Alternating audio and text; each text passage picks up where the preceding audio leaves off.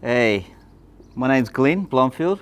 I'm the artist, and these are some of my pieces. I go by the name Blomf.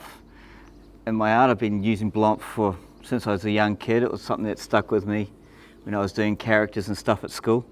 These pieces here, my background's kind of like in graphic design. I work in production design and art direction and short films and TV and commercial type of stuff.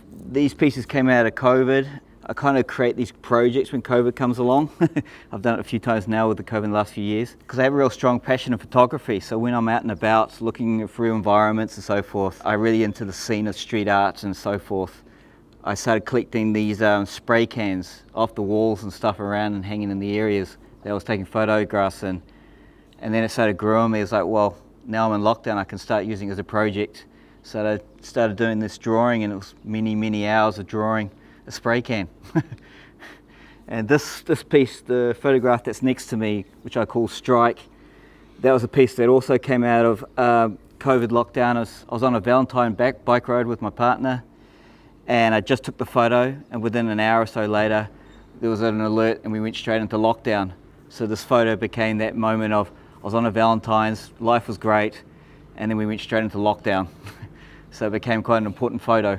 With me and art, it's been, right through kindergarten, straight through life, I've always been using some type of medium. I kind of always get taken in by what's around me. Like a year ago when I did this kind of creative project where every day I'll go out and draw.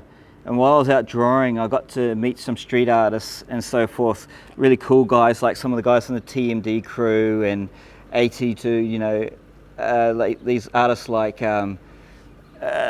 Save and Hoax and Race and Mr. M and these cool guys and stuff, and I just kind of really I wanted to associate more with that type of scene, so you start looking into it more, and of course that's why something like this comes about, where because of my study of the scene and meeting these guys, I naturally started gravitating towards, hey, I'm going to start adding this into the art I do. So it's usually about how I'm involved in what I'm seeing around me at the time. I think it's been more about how I've never really, this type of artwork here, it's not something I've really pushed. It's something that's always just been in the background that I've always kind of built up, like with the photography and things like that. And it's been that appreciation of what other people have been seeing I'm doing, and then it's kind of like, oh, that's how I find the art journey is like when people start reflecting on what you're doing instead of pushing it on them. I think I've always kind of been in a slow way of that type of creation with my art.